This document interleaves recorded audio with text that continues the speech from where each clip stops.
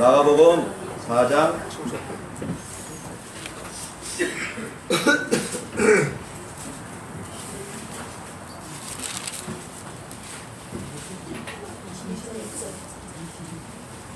21절에서 34절까지 읽겠습니다. 교독하겠습니다. 하나님의 말씀을. 또 그들에게 이르시되 사람이 등불을 가져오는 것은 말 아래나 형상 아래 두려함이냐 등경 위에 두려함이 아니냐. 드러내지 아니하고는 숨긴 것이 없고 나타내려 하지 않고는 감추인 것이 없느니라. 들을 귀 있는 자는 들으라. 또 이르시되 너희가 무엇을 듣는가 스스로 삼가라. 너희의 헤아리는 그 헤아림으로 너희가 헤아림을 받을 것이며 더 받으리니. 있는 자는 받을 것이요 없는 자는 그 있는 것까지도 빼앗기리라. 또 이르시되 하나님의 나라는 사람이 씨를 땅에 뿌림과 같으니 그가 밤낮 자고 깨고 하는 중에 씨가 나서 자라되 어떻게 그리 되는지 알지 못하느니라.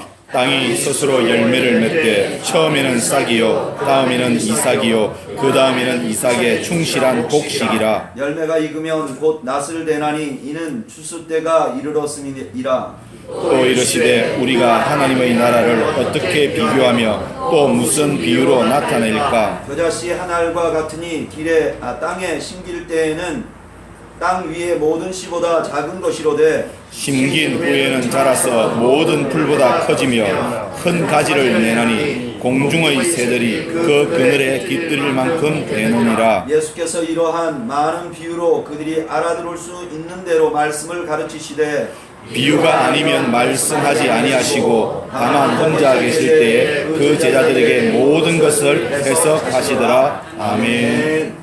잠시 기도하겠습니다. 하나님 우리 아버지 은혜와 사랑을 감사합니다. 오늘도 저희가 주의 말씀을 듣고자 합니다. 친히 말씀으로 찾아오신 주님 저희들에게 말씀하여 주옵소서. 예수님의 이름으로 기도하옵나이다. 아멘. 저희가 무엇인가를 논리적으로 다른 사람에게 설명할 때는 우리가 육하 원칙이라는 것을 사용합니다. 육하 원칙이라는 건 뭐냐? 6가지 그 요소, 영어로 W로 시작되는 6가지 요소를 가지고 그 사건이나 그 일이 무엇인지 정확하게 이해한다는 그런 뜻이죠. 육하 원칙의 6가지는 먼저 언제, 어디서, 누가, 무엇을, 왜, 어떻게 이렇게 6가지를 알면 그 내용을 다 알 수 있다는 것입니다. 이게 우리들이 갖고 있는 그 이해의 구조예요. 그런데 오늘 본문에서 예수님은요 정반대의 말씀을 하십니다. 어떤 말씀을 하시는가? 우리 21절부터 25절까지 한번 읽어볼까요? 다시 한번 읽어보죠. 시작. 또 그들에게 이르시되 사람이 등불을 가져오는 것은 말 아래나 평상 아래 두려함이냐 등경 위에 두려함이 아니냐. 드러내려 하지 않고는 숨긴 것이 없고 나타내려 하지 않고는 감추인 것이 없느니라. 들을 귀 있는 자는 들으라. 또 이르시되 너희가 무엇을 듣는가 스스로 삼가라. 너희의 헤아리는 그 헤아림으로 너희가 헤아림을 받을 것이며 더 받으리니. 있는 자는 받을 것이요 없는 자는 그 있는 것까지도 빼앗기리라. 아멘. 처음에 21절부터 22절까지는 예수님께서 지금 비유로 말씀하시는데 그 비유로 말씀하시는 목적이 뭐냐? 드러내려 하려는 거예요. 알려주려고 한다는 거예요.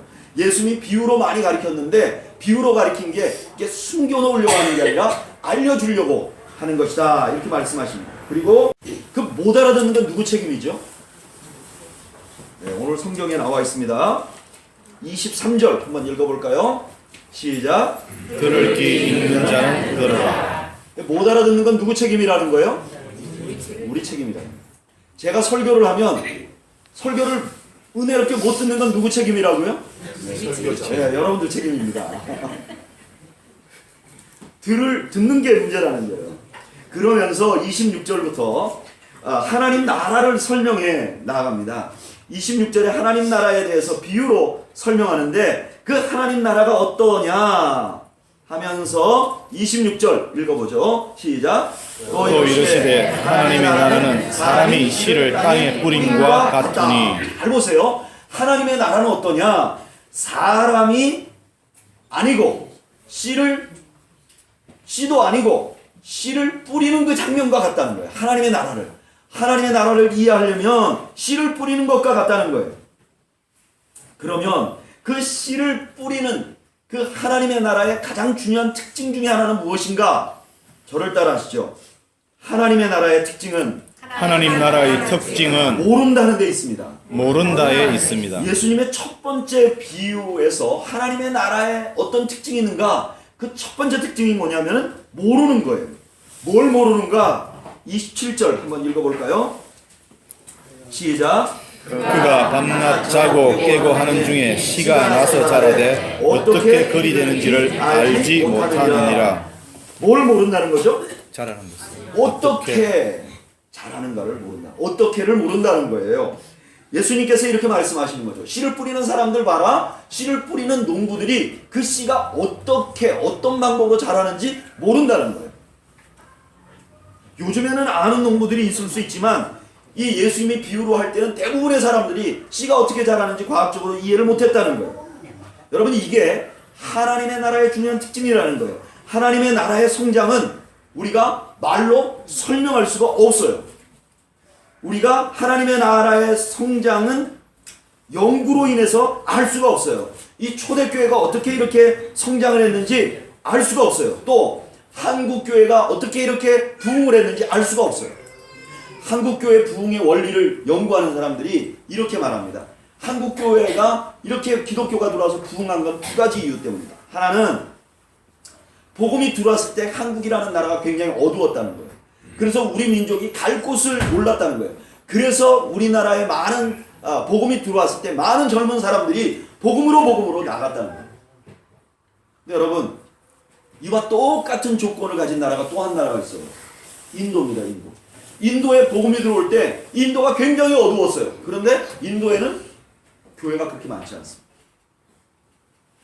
또 어떤 분들은 순교를 많이 해서 우리나라의 기독교가 부흥을 했다고 말합니다. 그것도 사실이에요. 그러나 여러분, 순교를 많이 했는데 기독교가 부흥하지 않은 나라도 있어요. 어디일까요? 일본입니다. 일본이 캐톨릭이 처음에 들어와서 얼마나 많은 박해를 받았는지 몰라요. 그리고 수많은 순교자를 냈는데 교회가 커지 않았어요. 도대체 왜 어느 나라에는 교회가 부흥하는데 어떤 나라에는 부흥을 하지 않는가 알 수가 없어요. 여러분, 이것은 교회에도 마찬가지입니다. 요즘에 교회 목사님들이 교회 부흥에 관해서 세미나를 하면 얼마나 많은 목사님들이 찾아다니면서 그 세미나를 듣는지 몰라요. 그런데 너무나 많은 목사님들이 세미나를 듣지만 그렇게 듣고 와서 그대로 해보면 교회가 부흥을 안 해요. 또 심지어는요, 교회 성장학이라는 학문이 있어요. 저도 그걸 공부를 해봤는데 교회가 어떻게 하면 성장하는가? 좋은 목사님이 있으면 성장한다. 또 좋은 위치에 있으면 성장한다. 좋은 시스템이 있으면 성장한다. 심지어는 좋은 주차장이 있으면 성장한다. 그런데요, 제가 보면요, 이 모든 조건을 가지면서도 매일같이 싸움박질하는 교회가 있어요. 그러나 반대로 이런 조건이 하나도 없으면서도 그 안에서 은혜롭게 하나님의 나라를 전파하는 그런 교회들도 많이 있단 말이에요. 어떻게 하나님의 복음이 역사하는지, 어떻게 자라나는지 알 수가 없단 말이에요. 이게 우리 개인에게도 똑같이 적용됩니다. 여러분, 우리에게 복음이 들어왔어요. 내가 이만한 믿음을 어떻게 갖게 됐는지 설명하기가 상당히 어려워요. 나와 똑같이 교회를 나갔는데 그 나간 사람은 예수를 안 믿는데 자기는 예수를 믿게 됐는데 어떻게 그렇게 됐는지 설명할 수가 없다는 거예요. 저하고 아주 미국에서 가까이 지내던 목사님 한 분이 삼천포에 목회를 하러 왔어요. 그랬다가 지금 서울에 다시 올라오셨는데, 그래서 서울에서 그 목사님을 만나 뵀습니다. 그래서 목사님 만나 뵙고 나니까 그 목사님이 지나온 얘기를 쭉 하는데, 그 전주에 그 목사님이 그 삼천포에 있을 때 자기 초등학교 때 친구 셋을 만났대요. 그런데 왜 만나게 됐느냐? 거기 삼천포, 그러니까 경남 지역에 경찰청인가 검찰청에 이렇게 그 검사 한 명이 새로 부임을 했는데 그분이 자기 초등학교 친구라는 거예요. 그래서 그 친구가 나머지 둘 친한 친구를 불렀는데 그 중에 한 명이 자기라는 거예요. 그리고 또 한 사람은 경남의 아주 유명한 사찰의 주지스님이라는 거예요. 그러니까 세 친구가 만났다는 거예요. 근데 너무나 아이러니한 건 지금 경남의 유명한 주지 스님 된 그분이 자기를 전도했다는 거예요. 그래가지고 자기는 그 친구 손에 끌려서 교회를 나왔는데 자기 목사가 됐고, 그 친구는 지금 스님이 돼가지고 셋이 모여서 식당에 갔는데 어쩔 수 없는 그런 어쩔 수 없는 풍경.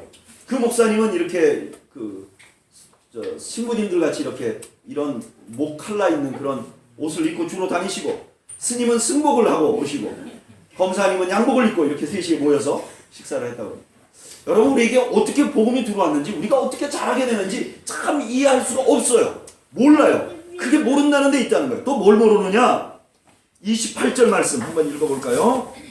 시작. 땅이 스스로 열매를 맺되 처음에는 싹이요 다음에는 이삭이요 그 다음에는 이삭의 충실한 곡식이라. 두 번째로 뭘 모르느냐? 여기 보니까 땅이 자라게 한다 하는 말은 무엇이냐? 땅이 씨앗을 자라게 하는 게 아니라 뭐죠?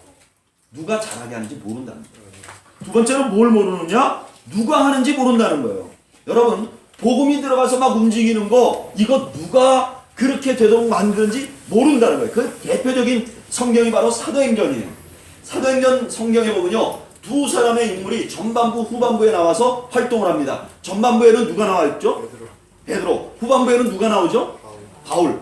그런데 너무너무 놀라운 것은요, 그 사도행전이 어떻게 끝나느냐? 사도행전 28장 31절 한번 읽어볼까요?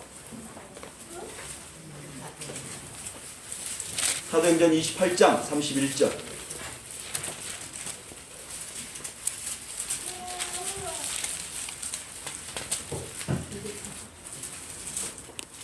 (238페이지) 한번 읽어보죠. 시작. 하나님의 나라를 전파하며 주 예수 그리스도에 관한 모든 것을 담대하게 거침없이 가르치더라. 아멘. 지금 마지막에 사도행전 28장 31절은요, 바울이 이렇게 감옥에 갇혀 있어요. 그런데 감옥에 갇혀 있는 바울은 감옥에 갇혀 있는데 뭐는 활발하게 움직인다는 것을 지금 가리키는 거죠. 하나님의 말씀, 복음을. 바울은 갇혀 있는데 복음은 막 흩어진다. 그러니까 이 복음이 전파되는 것은 사람에 의해서 되는 게 아니라는 거예요. 누가 그렇게 하는지 모른다는 거예요. 여러분, 하나님은요, 사람을 사용하십니다. 모든 역사를 할 때 사람을 사용해요. 그래서 하나님께서는 이스라엘 백성들을 그냥 이끄시지 않고 모세를 통하여 이끄세요. 하나님은 이스라엘 왕국을 든든히 세울 때 그냥 세우지 않고 다윗이라는 걸출한 왕을 세우세요. 예수님은 예수님의 복음을 전할 때 그냥 전하지 않고 12명의 제자를 뽑아서 세워요. 그런데 그렇게 사람을 사용하는데, 그러나 중요한 것은 복음 자체는 그 사람에 의지되어 있지 않다는 거예요. 누가 했는지 정확히 알 수가 없다는 거예요. 이게 복음의 특징이라는 거예요. 여러분 생각해 보세요. 여러분들이 이때까지 다녔던 교회를 보면요, 교회 들어가보면 늘 이렇게 말하는 사람이 있어요. 아, 우리 교회는 저런 장로님이 있어서, 우리 교회는 저런 집사님이 있어서, 우리 교회는 저런 권사님이 있어서 교회가 이렇게 아름답게 됐습니다. 여러분, 근데요, 눈을 조금만 떠서 보면요, 그 교회에 그분들 말고도 보이지 않게 헌신한 사람들이 얼마나 많은지 몰라요. 누가 그만한 교회를 세우게 했는지 아무도 몰라요. 아무도 몰라요. 여러분, 이것은 우리 자신들도 마찬가지입니다. 여러분, 믿음이 좀 잘한 사람들, 좀 믿음이 있는 사람들, 그건 내가 했지 그럴 사람이 있습니까?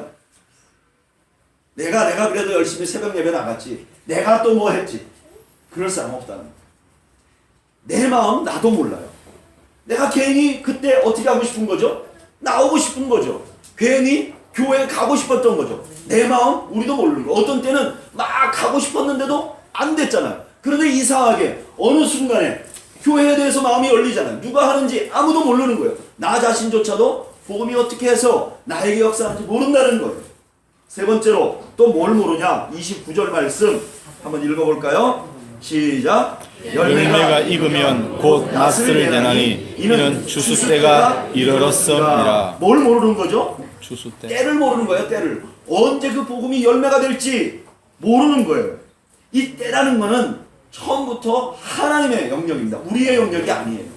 여러분, 저를 따라 하시죠. 때는 우리의 영역이 아니다. 우리의 영역이 그러니까 아니다. 여러분, 때를 우리가 결정해 놓을 수 없어요. 예수님 뭐라 그러셨어요? 사도행전 1장 7절에 이르시되 때와 시기는 아버지께서 누구의 권한에 대했어요?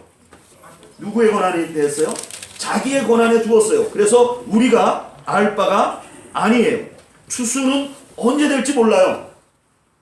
여러분, 복음의 중요한 것은 무엇이냐? 우리가 언제 그런 일이 일어날지 모른다는 거예요. 그런데 그래서 그런 과정을 지나갈 때는 어때요? 너무너무 답답하다는 거예요. 언제 이게 되냐? 답답하다는 거예요. 저도 그런 경험이 있었어요. 그 이민 목회를 할 때 교회 예배당을 건축을 한 거예요. 여러분, 지금 우리는 교회에서는 제가 그런 부담을 갖지 않는데 그때는 예배당을 새로 건축을 했는데 성도는 180명, 그리고 본당은 340석, 사실은 400석. 근데 의자를 제가 340개만 넣었어요. 그런데 180명이 340명 들어가는 자리에 떡 앉아있으니까 얼마나 허전한지요. 그전에는 막 우리 빡빡하니까 좋은데, 그러니까 목사가 이게 부담을 갖는 거예요. 이게 교회가 빨리 차야 될 텐데. 뭐 지나가는 사람들도 지나가면서 그 집사님들도 툭툭 그냥 던지는 거예요. 우리 교회가 예배당에 들어오고 나서 더 줄은 것 같아요. 그러면 이제 목사는 그게 막 답답한 거예요. 그래서 제가 하나님 앞에 기도하면, 하나님 좀 성도들이 좀 더 와야 되는데, 그래야 우리가 용기가 나는데 하나님 용기가 나게 해주십시오. 기도했는데 안 돼요. 교회가 성장을 안 하는 거예요. 거의 1년 동안 옆에 교회들은 막 뭐 성도들이 막 몰려간다고 그렇게 세 교회가 한꺼번에 지었는데, 옆에 교회들은 막 성도들이 한 주에 몇십 명씩 몰려간다는데 우리 교회는 등록을 안 하는 거예요. 아무도. 그렇게 1년 지나고 나서 제가 디스크 수술을 했습니다. 그래서 제가 많이 못 움직이고 일을 많이 못했어요. 근데 이상하게요, 제가 디스크 수술을 하자마자 성도들이 늘기 시작한 거죠. 문제는 저였던 거예요. 그때부터 성도들이 그냥 오는 거예요. 전도돼서 오기도 하고, 꿈을 꾸고 오기도 하고, 자기가 제 발로 걸어오기도 하고. 그때가 가만히 생각해 보니까 어떤 때였어요? 정확한 하나님의 때였어요. 여러분, 우리 하나님의 나라에 들어온 사람들은요, 육하원칙으로 하나님 나라를 이해하려고 그러면 답답하고 좌절하고 낭망합니다. 여러분, 신앙에 들어왔는데도 아직도 육하원칙으로 언제 어디서 무엇을 누가 왜 어떻게 이렇게 생각하면 우리 마음속에 자꾸 답답해지고 거기로부터 좌절이 일어나는 거예요. 오늘 본문에 이 예수님께서 말씀하신 건 하나님 나라는 어떻게 되는지 모른다는 거예요. 우리가 모른다는 걸 인정을 해야 된다는 거예요. 모른다는 것을 인정할 수 있는 여러분들이 되시기를 축복합니다. 아멘. 두 번째로 하나님의 나라의 특징은요, 모르는데 두 번째로 뭐가 있느냐? 저를 따라 하시죠. 신뢰하는 것입니다. 신뢰하는 것입니다. 아는데 신뢰하는 게 아니라 모르는데 하나님의 나라를 뭐 하는 거예요? 신뢰. 몰라도 신뢰하는 거예요. 신뢰하고 신뢰하는 것, 그것이 바로 하나님의 나라라는 거예요. 여러분, 신뢰가 없으면 지금 이 씨 뿌리는 게 됩니까? 안 됩니까? 거기에 씨가 안 날 줄로 믿는 사람이 어떻게 뿌리겠어요? 그런데 언제 되고 어떻게 되고 누가 하고 무엇을 하는지 아무것도 모르지만, 그러나 씨 뿌리는 사람은 어떻게 하죠? 신뢰감을 가지고 뿌리는 거예요. 여러분, 믿음이란 무엇이냐? 히브리서 11장 1절에 너무 유명하죠. 저를 따라서 한번 해보시죠. 믿음은 바라는 것들의 실상이요 보이지 않는 것들의 증거니. 믿음이란 무엇이냐? 보이는 것보다 그 이상이라는 거예요. 보이는 것만 보고 사는 게 아니라 보이는 것 이상이 바로 믿음이라는 거. 보이는 것은 믿을 필요가 없어요. 뭐 하면 돼요? 보면 돼요. 그런데 보이는 것 이상이기 때문에 뭐가 필요한 거예요? 믿음이 필요한 거예요. 하나님의 나라는 믿음으로 보는 거예요. 눈으로 보는 게 아니에요. 믿음 이상의 세계가 있다는, 눈 이상의 세계가 있다는 것을 보는 거예요. 아주 오래전에 이장호 감독이라는 분이 낮은 대로 임하소서라는 영화를 만들었어요. 혹시 보신 분 계세요? 낮은 대로 임하소서. 그 이장호 감독님의 동생이 주연을 했던 그 영화인데, 이 영화의 주인공이 누구냐면 안요한 목사님이라는 분이 있어요.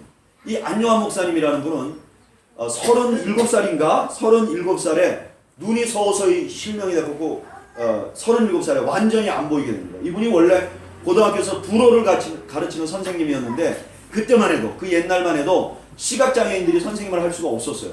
그래서 이분이 직장도 잃게 되고 또 자기 아내도 두 아이를 데리고 떠나버립니다. 그래서 이분이 그 서울역 앞에서 시각장애인으로 노숙을 하게 돼요. 그런데 노숙을 하다가 거기 보니까 이 노숙하는 이분이 눈이 안 보이니까 구걸도 못하니까 거기 있는 아이들이 자기들이 얻어온 빵을 조금씩 나눠주는 거예요. 그러니까 이분이 그 구걸한 애들이 구걸해온 빵을 먹다가 내가 여기서 이렇게 살아서 되겠느냐, 내가 지금 이 거지 아이들에게 얻어먹어서 되겠느냐, 내가 이 아이들을 위해서 뭘 해주면 좋겠느냐, 그런 마음이 들어서 그 아이들과 대화하던 중에 이 거지 아이들이 가장 필요한 게 뭔가 보니까 이 아이들이 배우고 싶어 하는 거예요.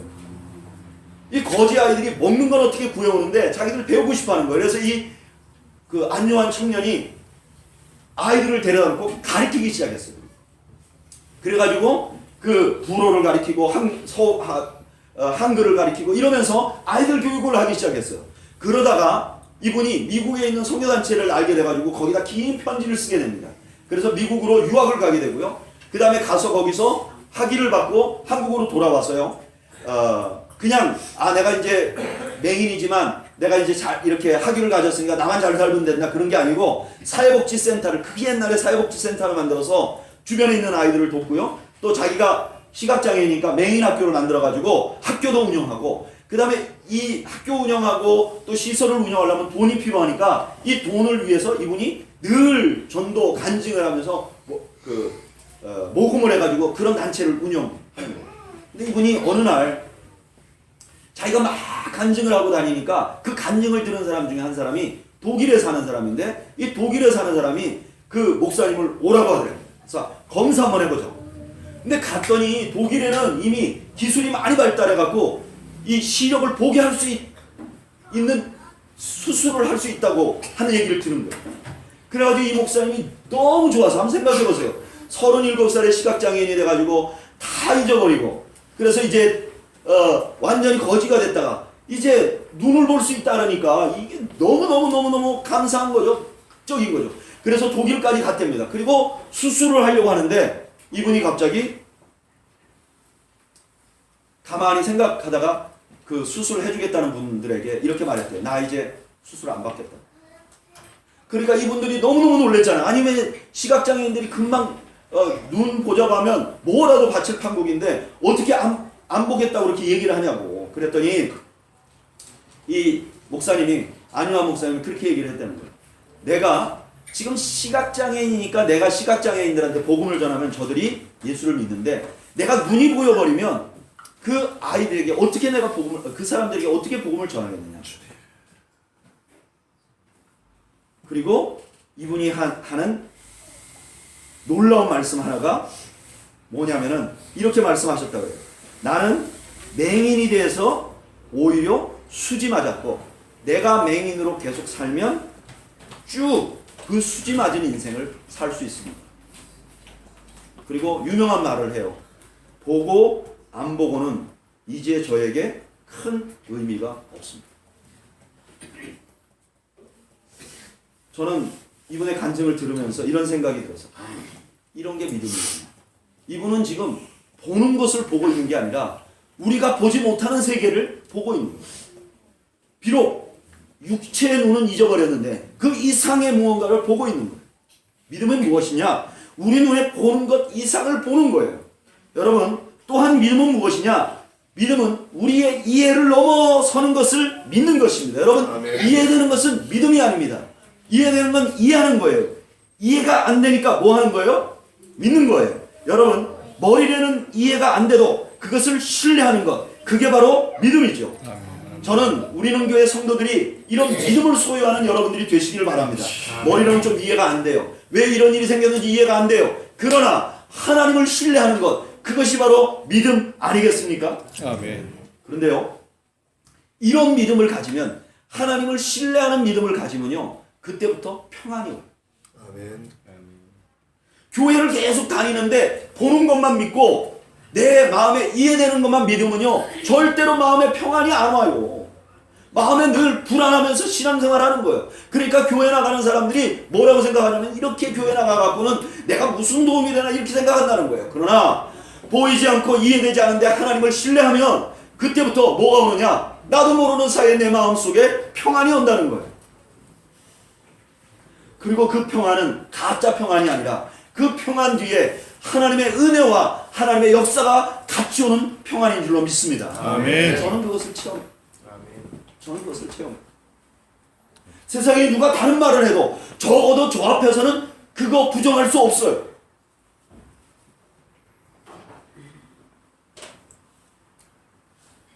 여러분, 세 번째로 하나님의 나라는 어떤 특징을 갖고 있느냐? 이해가 안 되고 보이지 않는데 신뢰하고 그냥 신뢰만 하고 있는 것이 아니라 그 다음에 뭐를 하냐면 씨를 뿌리는 거예요. 하나님의 나라는 신뢰하면서 가만히 있는 것이 아니에요. 아무것도 안 하는 게 아니에요. 하나님의 나라는 신뢰하고 그 다음에 나가서 뭐 하는 거예요? 씨를 뿌리는 거예요. 복음을 뿌리는 거예요. 될지 안 될지, 이게 어떻게 열매가 될지 몰라도 그냥 씨를 뿌리는 거예요. 그러면 씨를 뿌리면 하나님께서 그 씨를 가지고 열매를 맺히게 된다는 거예요. 1878년에 미국에 윌리엄 오거트 커신이라는 목사님이 계셨대요. 그런데 이 목사님이 목회를 아주 열심히 했던 목사님인데 어느 날 그 자기가 그렇게 사랑하고 자기 사역의 큰 동역자였던 아내가 세상을 떠납니다. 그러니까 이 목사님이 너무너무 낙심이 됐어요. 그래서 시름시름 앓다가 그만 이분이 이 감기나 이런 거에 합병증이 걸렸어요. 그래가지고 그 옛날이니까 그 합병증이 걸리면서 뭐를 잃어버리게 되냐면 목소리를 잊어버리게 됐어요. 여러분 생각해보세요. 목사가요, 지금 목소리를 잊어버리면 뭐 하겠어요? 목사에서 목소리를 잊어버리면 뭐만 남아요? 사만 남아요. 할 게 없어요. 죽는 거예요. 목사가 할 게 없어지는 거예요. 그러니까 이 목사님이 너무너무 좌절했어요. 낙심했어요. 말을 못하면 내가 뭘 할까? 그러니까 이분이 그냥 말 못하고 가만히 있다가 어느 날 자기의 그 답답한 심정 때문에 하나님 앞에 기도하고 하나님 나한테 어쩌면 이럴 수 있습니까? 막 기도하다가 감동이 오더라는 거예요. 그래서 그 감동을 이렇게 적어놨다는 거예요. 적어놔서 그 적은 거를 다른 사람한테 이렇게 보여줘요. 그랬더니 그 본 사람들이 이거 너무 좋은 시라고, 그러면서 여기다 내가 곡을 붙여서 찬송을 만들면 안 되겠느냐고. 그러니까 이 목사님은 그렇게 하라고. 그래서 한 곡, 두 곡 쓰게 된 게 이분이 찬송을 자그마치 300곡이나 작사를 하게 됩니다. 그 300곡에 작사된 찬양 중에서 가장 많이 알려진, 가장 널리 알려진 찬송이 무엇인가? 나 같은 죄. 545장. 우리 한번 찬송을 해볼까요? 545장. 그 목소리를 잃어버린 목사님이 해놓은 자기 인생의 엑기스 같은 찬양 545장.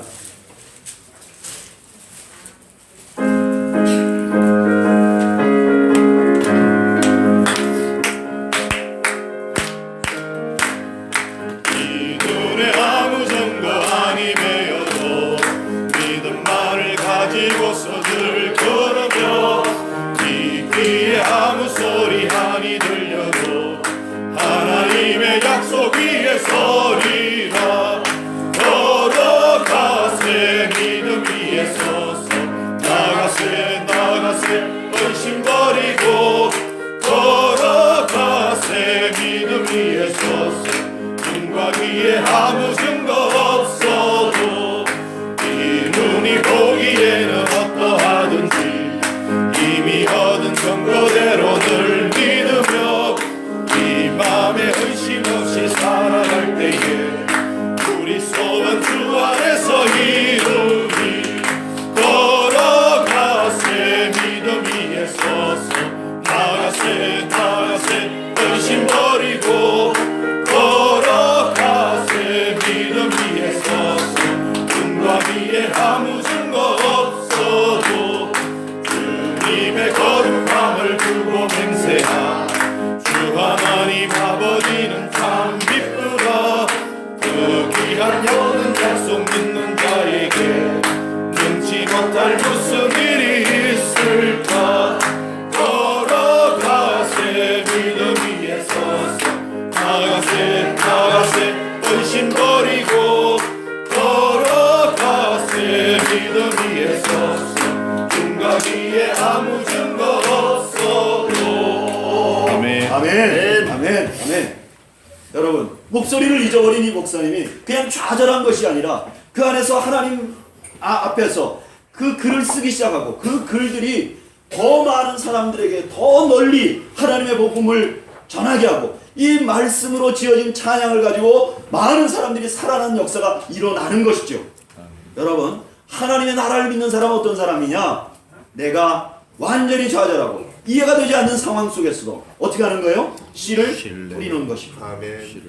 그리고 마지막으로 이 하나님의 나라는 어떤가? 하나님의 나라는 상상할 수 없는 열매를 기대하는 거예요. 저를 따라하시죠. 상상할 수 없는 열매를 기대하는 것입니다. 그럼 우리 30절에서 32절까지 한번 말씀을 볼까요?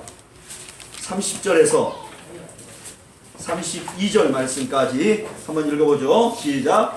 또 이르시되 우리가 하나님의 나라를 어떻게 비교하며 또 무슨 비유로 나타낼까? 겨자씨 하나가 같으니 땅에 심길 때에는 땅 위의 모든 씨보다 작은 것이로되 심긴 후에는 자라서 모든 풀보다 커지며 큰 가지를 내나니 공중의 새들이 그 그늘에 들일 만큼 되느니라. 아멘. 여러분, 씨를 우리가 뿌리잖아요. 그런데 그 씨가 우리가 뿌릴 때는 별 볼 일 없는 것 같지만 하나님께서는 그것을 가지고 엄청난 역사를 이룰 수 있게 된다는 거예요. 그러니까 마음의 소망을 잃지 말라는 거예요. 소망을 잊지 말라는 거예요. 여러분, 이 마가복음을 처음 듣는 사람들은요, 이것이 완전히 피부에 와 닿았어요. 여러분 생각해 보세요. 지금 처음에 예수님이 복음 전할 때 어땠어요?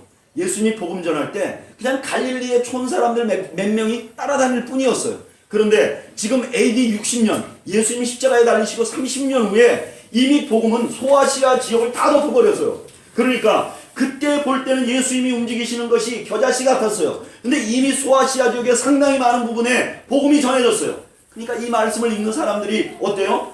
그렇지, 하나님의 복음이란, 하나님의 나라는 어떤 것이냐? 그런 씨 같지만 저렇게 열매를 맺는다. 그러면서 자기들의 모습을 봤을 거예요. 지금 자기들의 모습은 또한 보잘것 없어요.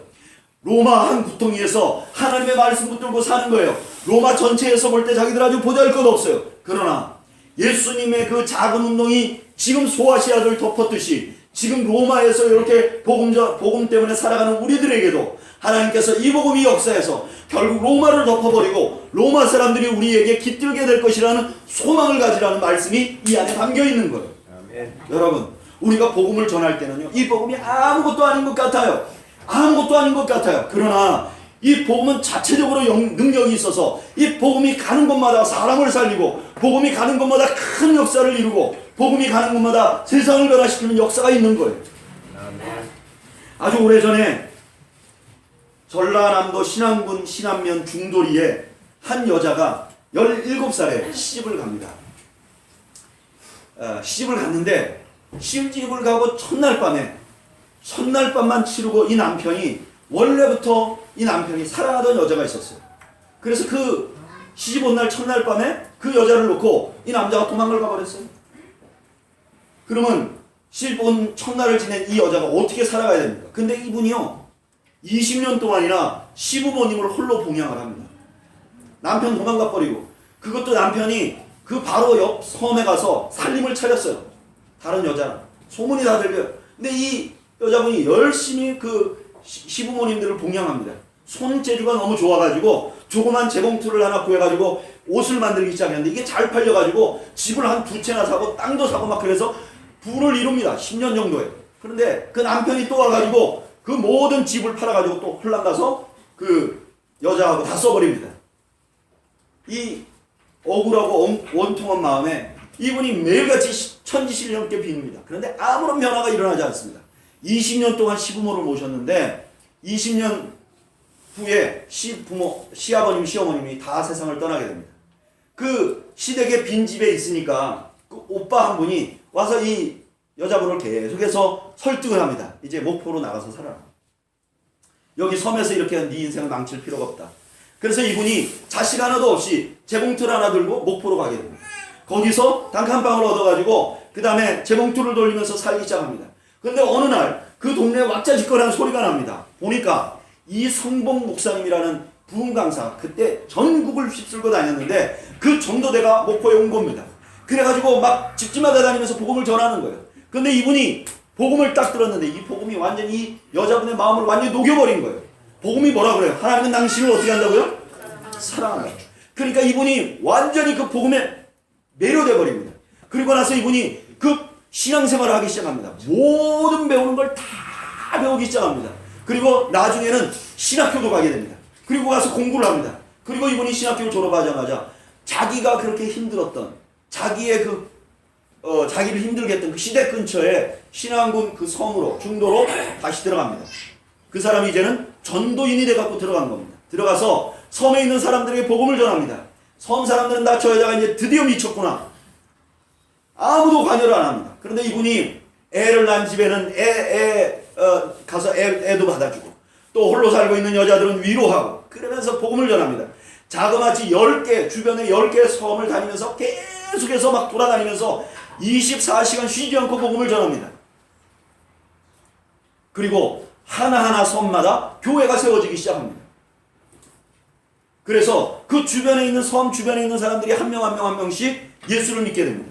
그래서 그 복음이 점점 나기 시작합니다. 그런데 그만 6.25 전쟁이 났어요. 그래서 거기도 공산당들이 들어와가지고 그 마을에 들어와 보니까 이 마을에서 가장 존경받고 선한 사람이 누구냐? 그랬더니 전부 다 이 여인을 지목했습니다. 그래가지고 이 여인을 끌고 예수님을 끌고 가듯이 막 질질질질 끌고 칙칙질하면서 끌고 가서 모래사장에서 이 여인을 죽이게 됩니다. 그런데 죽이는 죄목이 뭐냐? 이 여인을 죽인 제목이 뭐라 그러냐면은 너무나 많은 새끼를 많이 깐 씨암탉이다. 너는 새끼를 많이 깐 씨암탉이다. 그래갖고 죽여버린 거예요. 그래서 이 여인이 그냥 죽어버렸습니다. 그냥 모든 것이 다 끝난 것 같았습니다. 그런데 여러분들도 아시다시피 이분이 복음 전한 그 동네가 지금 대한민국 전체에서 가장 많은 복음화율 90% 이상이 예수 믿는 지역입니다. 그 지역이. 어떻게 해서 예수를 그렇게 다 믿게 되느냐? 바로 그 여인의 모습을 보면서 이 사람들이 예수 그리스도를 바라본 거예요. 이 여인이 그 없는 삶에서 그 마을에 다니면서 가난하고 어려운 아이들을 많이 돌봅니다.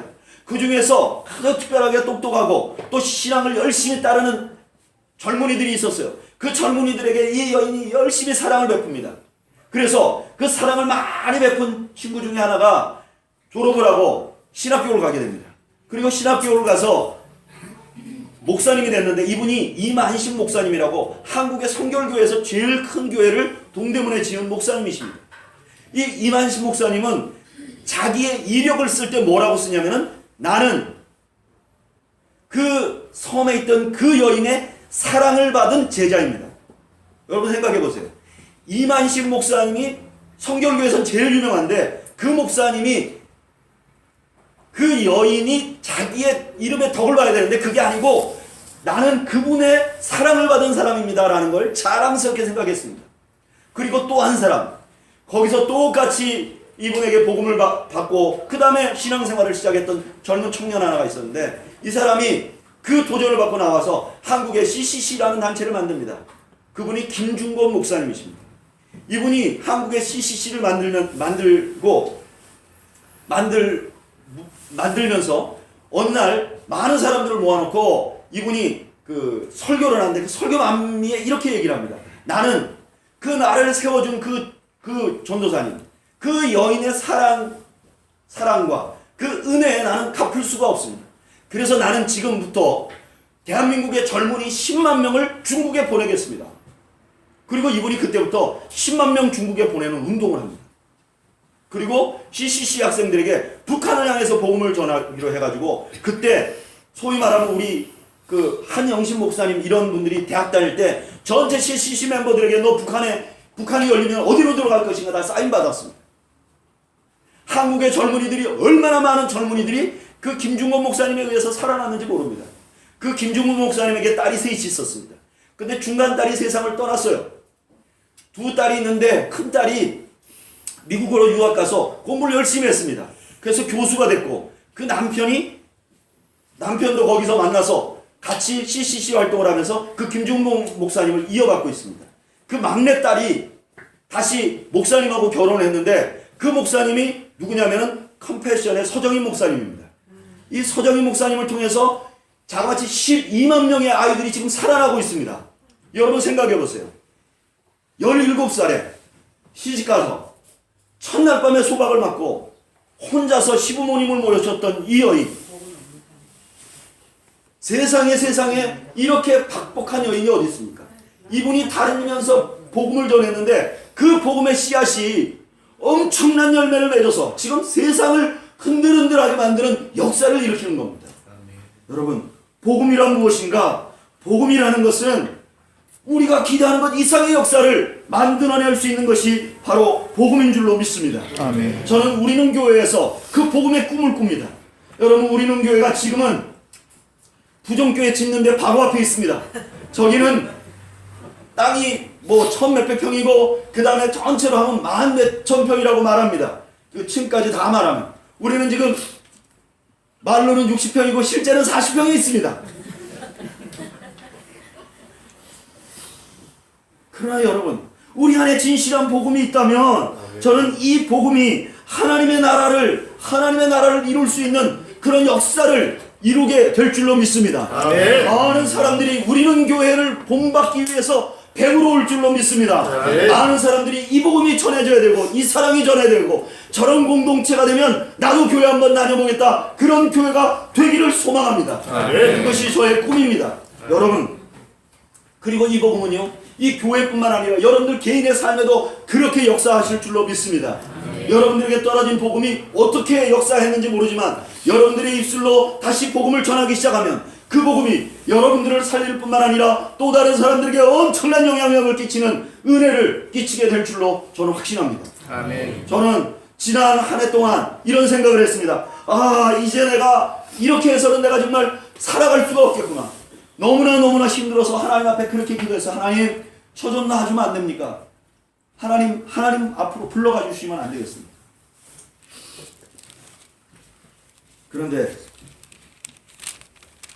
하나님께서 너에게 십자가가 있잖아. 그때는 앞이 캄캄하고 절망이었어. 그런데 하나님께서 오늘 이렇게 아름다운 교회를 세우셨어요. 아름다운 교회를 세우셨어요. 하나님께서, 저는 이 시대 하나님께서 새로운 교회가 필요하고 그 교회를 위해서 하나님께서 저를 사용하시고 여러분들을 사용하실 거라고 저는 믿습니다. 아멘. 여러분, 우리 각자는 하나님의 나라입니다. 우리 각자의 인생을 돌아보면 우리가 다 이해되지 않는 일이 우리에게 많습니다. 왜 나에겐 이런 일이 생기나? 육하 원칙으로 볼 때 내가 받아들일 수 없는 일들이 우리에게 종종 있습니다. 그러나 여러분, 믿음을 가지십시오.